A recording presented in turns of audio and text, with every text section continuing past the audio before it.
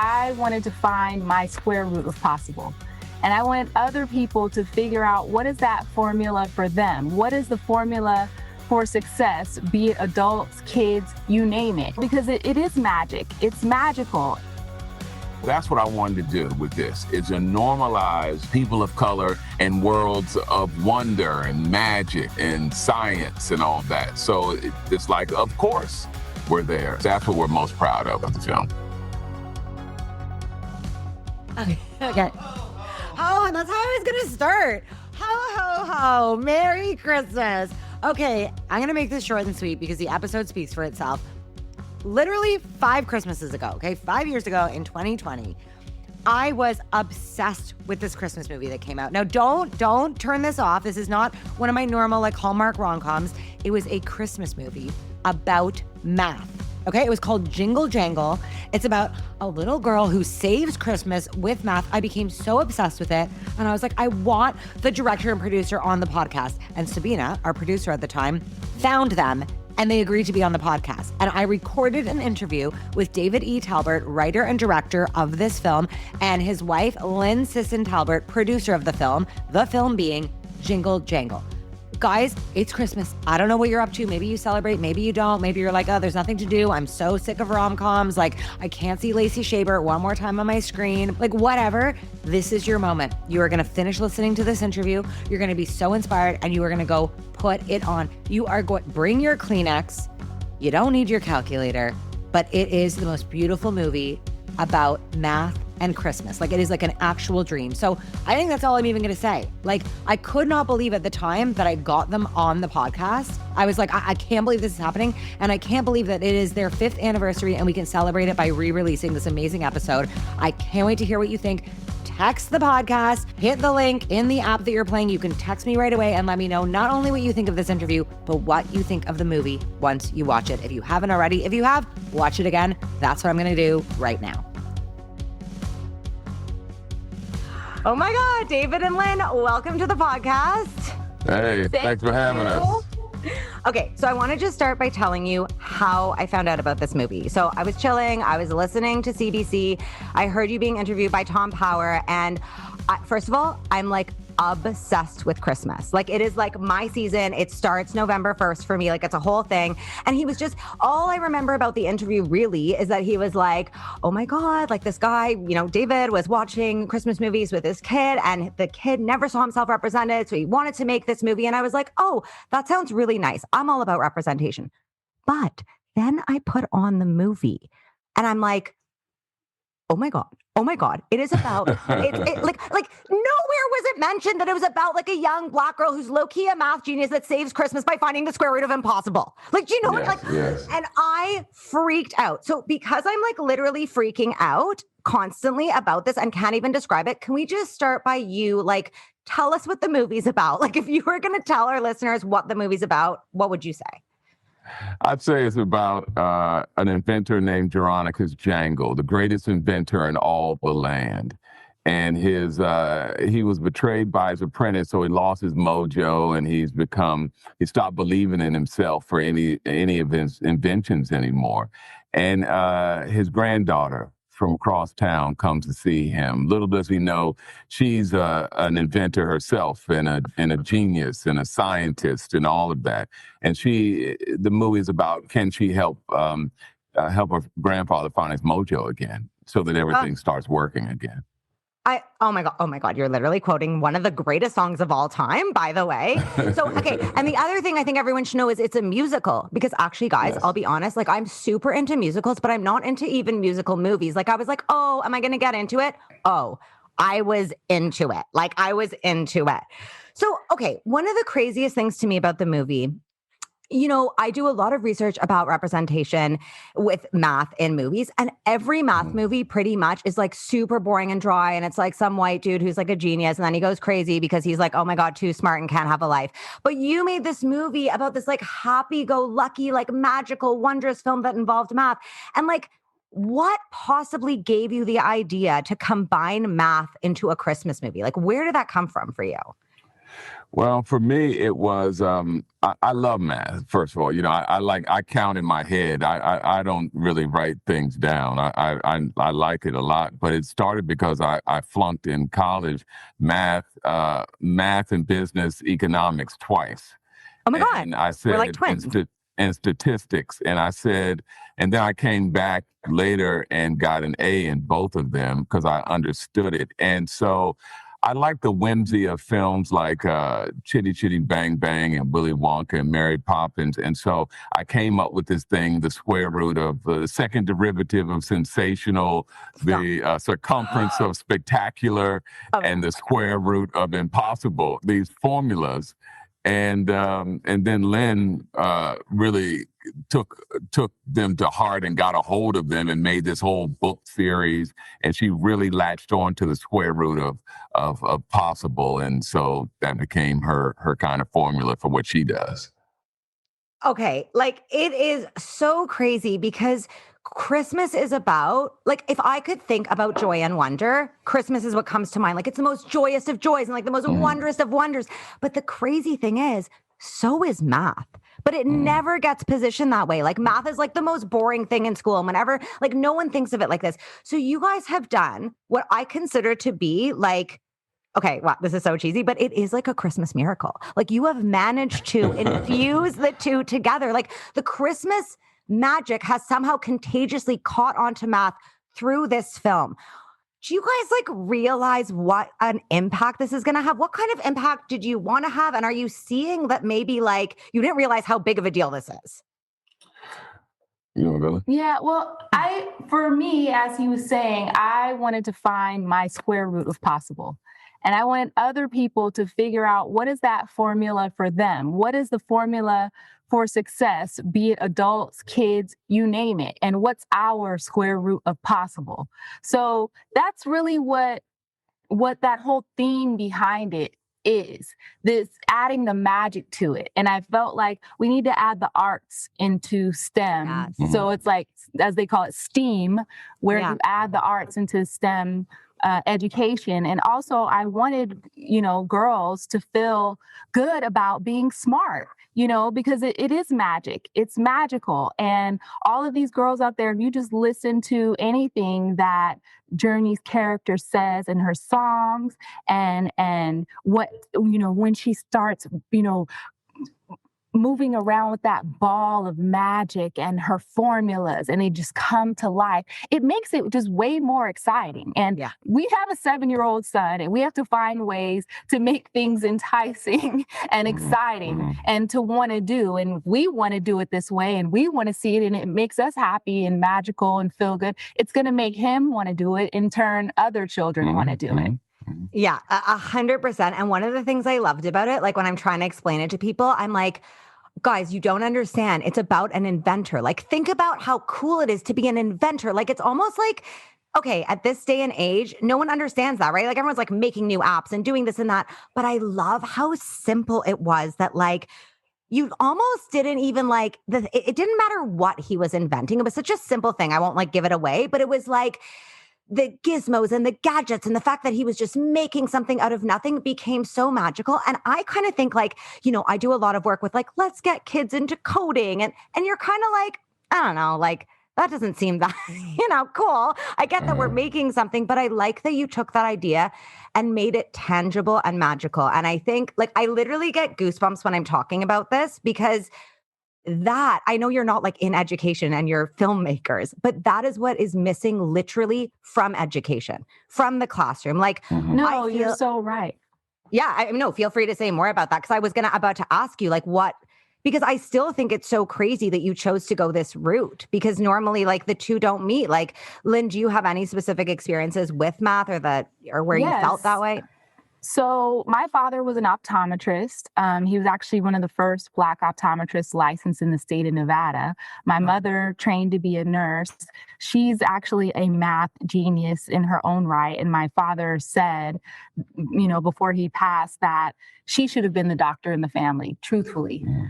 So I grew up around the sciences and I grew up around seeing science work. And also because my father was so great with people and it mattered for him to heal people with sciences, there was an affinity for that and what it did and what it meant. And at the same time, my nephew is an engineer. He does a lot of coding and he actually consulted on creating some of the formulas that you see in the film. To make sure that they made mathematical sense as well. So I was looking through the book yesterday, being like, "Oh, wait, hold on." Yeah, you're like, does this go together? I was. But so for us, I grew up around people that were into the sciences, into engineering, into, math in general. And so I always had a love for it. I did not have that gift, but I felt like in the space of figuring things out for me, if I could create a formula for it, these are the things that I would create. The square root of possible, the sensational and all these different things. That's how I would want to say it to make it make sense for me and to make it be fun for me. I love it. And it's okay. So you said you didn't think you had the gift, and I have to bring it up because my whole thing is that there's no such thing as a math person, but we're taught that. Like, and I just think like I went through so much of my life being like, well, I'm just because I'm like obsessed with Keanu Reeves and I want to be a famous rock star. Like that's my type. So like anytime, no, I'm serious though. Okay. But anytime I wasn't doing well in math, people would be like, oh, you're just not a math person. Like you're not, because we do, like you said, we separate the arts from STEM often. And the way you're saying it so beautifully now is the fact that you had to find a way for you. And you kind of were like, math isn't about like, I mean, David, it's actually very impressive that you do math in your head and I love it, but it's like, that's not very good at it. And that's amazing. And that is what being good at math is. But math is also being good at problem solving. It's about thinking creatively, right? It's about seeing things like journey that no one else sees, even if they're not like the quote unquote right things that the world sees. So like, you do have that gift. Then I'm definitely a genius. You're a genius. I mean, I don't think that's up for debate. Like you're for sure a genius. Yeah. You're for sure a genius. And I'm sure like I'm not going to get into all the crazy things I'm sure happened in the making of this film, which you've been writing since 1996. Like you were solving problems. You were making equations. You weren't maybe writing them down, but that's what I love about this movie is like Journey has this way of seeing things. And I even love her little like trainee friend who's like loves her. Oh, Edison. Edison so cute, but also like he doesn't see things her way, but he's just as helpful. Like he's pulling his weight and he's doing what he needs to do to make the equations work. And that's what I love is I love that every kid's going to come away from this being like, okay, like there is a piece of me that fits in here. And I don't care if people go into STEM. I truly don't, but I care if people feel like they don't belong there and they don't have the choice. And so, Lynn, I was going to ask you, did you ever feel that way? I actually didn't feel that way. It was, what do I have a love and passion for? Yes. Because like I actually was going to go into optometry and, went to my first year thinking that, I'm going to follow in my dad's footsteps and I'm going to be an optometrist like him. But my heart wasn't in it. Yeah. In that particular. So I am more of a creative person and my science, is revealed in more creative ways. But like you said, being a problem solver and troubleshooting things, I am a geek when it comes to technology. You wouldn't think so with figuring out the earbuds, but I'm the go-to girl when it comes to customer service with my mom. Dave's like, what are you doing on the phone? Oh, I'm showing my mom how to update her computer. Or, David's like, Lynn, can you please help with this? Or my son's like, can you come put this together? So that is definitely me. I have my own little pink toolkit that I use around the house. There's just all kinds of things that I'm really into as far as fixing things and putting things together and figuring stuff out. So I think that is definitely a huge tool that people should have and kids should have in general about finding ways to figure out how to solve and troubleshoot scenarios and situations. You sound kind of like an inventor. Just gonna say, but it is true. And the other thing I was just going to throw in is I was having this talk with someone earlier. It's so weird with math and science. It's almost like people think those are the things that make you smart. So like, for example, you'll see someone like you just said, actually, you're so accomplished in the things you've created, right? Like you're so creative, but someone can paint this beautiful painting and no one will look at it and be like, wow, that person's so smart. They'll say, they'll use other words. They're so creative. They're so thoughtful, whatever. But we place this weird value on intelligence and the type of intelligence that goes along with math and science. So that's why when people are like, well, who cares about representation in math and science? If you're bad at math and science, or you're made to feel at a young age like you can't do it, which happens to lots of girls and a lot of people of color, it just does. When that happens, you internalize that and you carry that with you and you think, there's this thing on this planet I can't do and it makes me stupid. So I really like that your movie opens up the entry point to STEM to say, there is a way for you to feel good at this. You, like Lynn said, it's so well said. If it's not your love or passion, don't do it. But if you want to, you can feel good at it and still choose to say no to it. Absolutely. And also for us in this film, we wanted to honor those inventors in history that weren't recognized. Like Edison's last name is Latimer, from Lewis Latimer, who also invented the light bulb, but nobody knows that. You know what I'm saying? Right. So there are a lot of, Vivian Thomas, who was part of creating the bypass heart surgery that worked behind the doctor that gets credited for it. There are a lot of us out there that are very involved and very entrenched in the sciences and in law and all these type of things. Lewis Latimer also was a patent lawyer. It's like you would not know these things unless you really delved in, because no one puts them in the books for us to learn.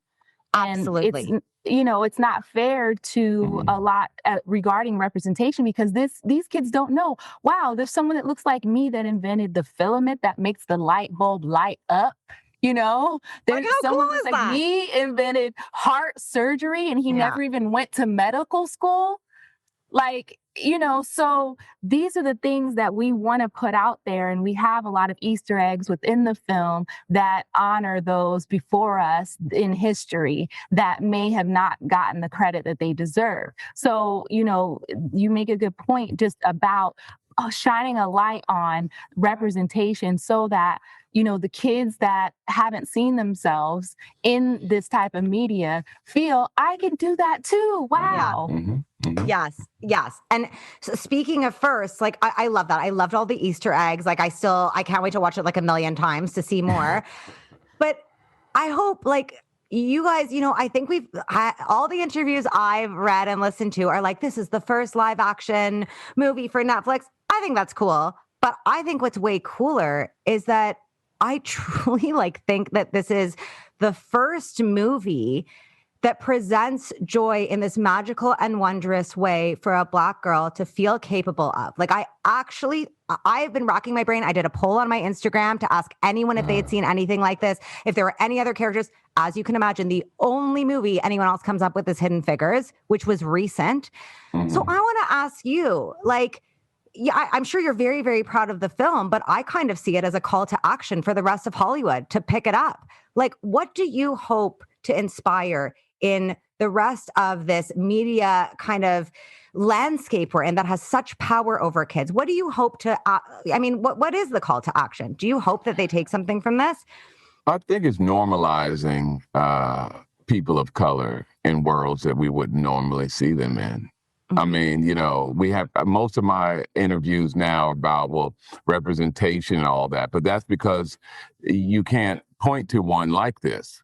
But the goal is to normalize it. So then we're just talking about it as being a good film. Totally. And of course, before Jordan Peele did Get Out, Black people didn't last after 5 minutes in a horror movie. We were paid by the minute, so that they give us $1,000 a minute. And you're like, oh, make a lot of money. Well, your ass is only going to be alive for 5 minutes of the film. But now, it's normalized. Black Panther, normalized. Yeah. You can't do any of the Marvel movies without seeing the General or, God rest his soul, Chadwick Boseman. But those characters, the little sister, So that's what I wanted to do with this, is to normalize people of color and worlds of wonder and magic and science and all that. So it's like, of course, we're there. So I'm hoping that that's what it does. That's why we throw everything and the kitchen sink into it to make sure. But that's what we're most proud of with the film. Yeah. And also, like, we felt that doing this, we knew we wanted to make something amazing and bring this vision to life. And at the same time, we knew it also was a responsibility on our shoulders, because if we got it wrong, was someone else going to get another chance? You know, The Wiz came out 40 years ago, you know, if you can believe that. And that wasn't an original IP. So when you look at, you know, films that have had theatrical releases and gone to, been available to us, it's been a long time. You know, it took us 20 years to get this done. And so, as David said, it is about normalizing it. And it is also about opportunities and opening doors for other people to get this chance without having to wait so long. That is so like generous and wonderful. I think that is such a wonderful way of looking at it. And also that's a lot of pressure to put on yourself. But the good news is you got it right. And like, okay, the other thing is I was like, yeah, you really did. I like was nervous during it because I was like, if they turn this into a musical, I'm going to, like, I think people would lose their minds. Like, I can't imagine being, like, I'm not kidding. Like, I was hysterically, like, bawling. Like, I was like, oh my God. Like, I was like, imagine a theater full of people watching this. Like, is this going to be a musical? Are you allowed to tell me? Is this? Yes. Stop. We're working on a Broadway musical for this, which is what it was intended to originally be. But yeah, we're taking it to the stage. I need a moment of silence. On stage. Yeah, I'm like literally, I'm speechless because I can't even, like, I feel like it is going to be the most cathartic, like empowering experience. Like I can't even, like I wish I could be cast in this musical. I have no skills that would be useful, like literally at all. Oh my God. Okay, we were talking about representation and I have to tell you this story because it's crazy. So yesterday, I'm interviewing this woman named Esther Brunot. She's like a math influencer, okay, from the States. So she's like a Black math influencer. And I'm like, have you seen Jingle Jangle? She loses her mind. She's like 5 times. Then she pulls out a video of her niece, no joke, who's at the window in the like fog, saying I'm Journey and doing all the magical. So first of all, it was like, are you freaking out? Okay. But also I'm sending you the video because I already asked her. I was like, listen, absolutely. Please send it. Yes. I will. I was like, low key, I might be actually speaking to these people. And she was like, what are you talking about? I was like, I don't want to hype it up yet. But yes, she showed me the video. You're literally going to freak out. But the thing is, she's not the only one. Like this, like you're having such a crazy impact. And it's like, to think like these are young girls who are going to grow up with a completely different perception of themselves and their abilities, thanks to your Christmas movie. Oh my God. Yeah, it really is. When I start to write something, I write to entertain myself, and then you put it out in the world, and you hope people love it as much as you love the love you put into it. But this one has really been overwhelming. The chord that has been struck with this has really been overwhelming. People are really moved by the film in so many different ways, and I'm just very thankful to be Lynn and I to be given this gift that we can give to the world, and it's very overwhelming, but I'm very appreciative and enjoying the ride. This is 30 years it'll be in the business for me, so it's very special, very special. Very special. This is so amazing. I want to make sure we talk about the books because last night my bedtime story was The Square Root of Possible. So can we, and again, like I put it on my gift list. I've been telling everyone, yes. Oh my God. Show it up. So cute. Tell us about the books. Like, what's the vibe? What do we need to know? So I want the Jingle Jangle universe to be a part of, our world forever and a part of holidays and really everything. So in my mind, you have to have those ancillary things to keep pushing the message. So I love that song, Square Root of Possible. And that song got me through shooting this movie. I'm in my car singing it. I'm playing it all the time. And I know how this movie touched the little girl in me. So as that little girl, I knew that I would want to see something added to that. So that's why I did Square Root of Possible picture book. So for those really little ones. And then, which is just a sweet little story about how, she helps Geronicus bring back his possible. And I put the words of the song in the back so that they could sing along as well to the song. So anyone that gets a book, they get the download of the song for free if they just upload their receipt. And then the middle grade book was for that 10 and up, that delves into the story a little bit more. For my son's 7, but he's reading both of them actually.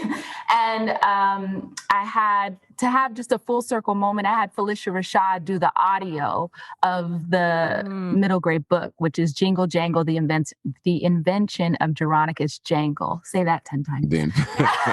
Jingle Jangle, the invention of Geronicus Jangle.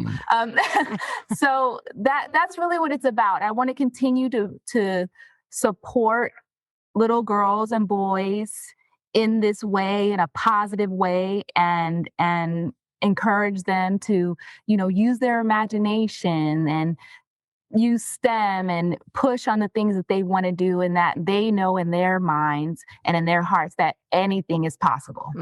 I feel like this is going to be so useful. Like, educational resources kind of suck. Like, there isn't stuff like this, right? It's either like a textbook or it's like nothing. So I think it's going to be really cool to see what you guys come up with. Like, I'm kind of envisioning, since I'm here to pitch my idea, like a Where's Waldo type book, but like for all the things you were talking about, like all the little Easter eggs and like where's during. Okay, whatever, who cares? We can cut this out of the podcast. But I just thought about it. The other thing I was going to say quickly, me and David are in a band, like a rock band, and I'm putting the heart cell on us covering Square Root of Possible. Like a rock version. Oh, you better send that. We have to do it. And I play guitar, so we could have like a guitar in it. David, you have to. Oh, wow. Yeah. I love it. Really putting me on the spot. I guess that's a yes. Okay. Final 2 questions. What would you change? If you could change one thing about the way math is taught in schools, what would it be? For me, it would be to make it fun. Yeah. And that was the kind of the idea of, and make it not seem like like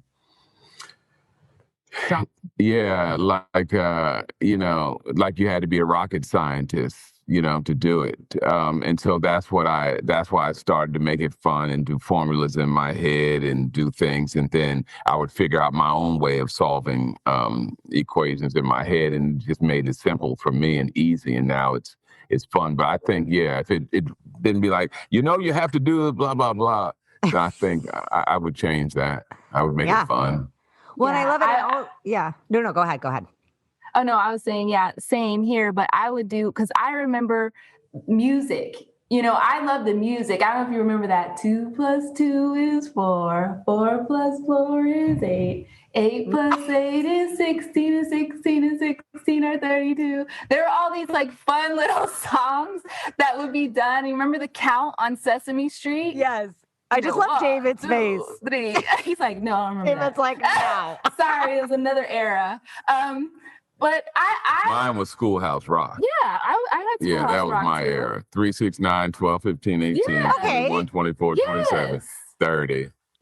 Man and a woman had a little baby. Yes. Yeah. Schoolhouse Rock was it for me. Yeah. So I miss stuff like that, because it's all about making it fun, and then you don't even realize it hits you when you're at the grocery store and you're like, 16 and 16 are 32. You're like, oh, 32. Oh, let me hear. So I think definitely making it more fun, adding these elements, including something like movies like this in the curriculum to get the kids excited about, maybe I do want to be an inventor or a mathematician, or, do formulas in an amazing way, and add some art to it, because I think you definitely get more kids excited about it. And there's so many, resources out there now to help with that, like these box kits that they send out and, STEM kits and, getting people involved, like you doing podcasts and all of that. I just feel like we need to group together a little bit more on how to present it so that kids are excited about it. I love it. And honestly, like, I think like time's over for, this is going to be bad. I shouldn't say it. I'm saying it anyway. I think time's over for like the school boards to be ruling it. Like, I'm kind of like, you know what? You had your chance and you have failed. So now it's up to actually people like influencers, people in the media, people who are creative. It's up to us to solve the problem now. And the truth is, like, when I was doing my master's, the research is clear. Like, the biggest influence on a kid's life is not what happens in the classroom. It's what happens outside of the classroom. So the more we can, and us taking charge of that and saying, no, you can't just keep making movies about white men doing math. Like, we're here to change it. The whole, you can't be what you can't see. Like, you can see it now, right? And as that happens, I think that stuff will change. And that idea of bringing creativity into the classroom, you're right. And I think it's not only in like, oh, we're painting, but in like appreciating getting the wrong answer, appreciating the creativity required to solve a problem. So like, you're entirely right. And you're up there. You're up doing, you're doing it. You're doing it. All right. Last question. Yeah. Well, thank you. Last question is, what will you say to someone who says, well, I'm just not a math person? Well, now that you beat it into my head, I'm going to say everyone's a math person. Can you solve a problem? Can you screw in a light bulb? You're a math person. Yes. But we work out formulas in every moment in our life. We're working out formulas. Even growing up in the church, in a church, for me, there was a scripture, one of my favorite scriptures are, faith without works is dead. And so then that's an equation, faith plus works. So it's these things added equal this. And so it's all of, so I look at the formulas, spiritual formulas that help me get through life. But I think we're always working out formulas. So I think we're all math people. I feel like I'm going to cry and I have blue eyeliner on. So like, I just need like, Well, thank you. This whole thing, Lynn's nephew helped with the formulas, Jalan, who is what is his gig? He's an engineer for Intel. He's an engineer. And then we brought in an astrophysicist in London that helped. So because we wanted actual formulas. It talked about momentum and talked about propelling yourself through. So all these things were about how do you keep things moving. And so we took a lot of time with those. But I'm glad they struck a chord with you. I'm glad they struck a chord with young girls and boys everywhere. And again, thankful for the opportunity to share this with the world. Thanks for having us. Thank you so much. It's been an absolute pleasure. Everyone, literally stop what you're doing right now. Go to Netflix, put on Jingle Jangle. The square root of impossible is possible in you. Yeah. I was like, you say it. All right. Very possible. Yeah. Thank you. Thanks.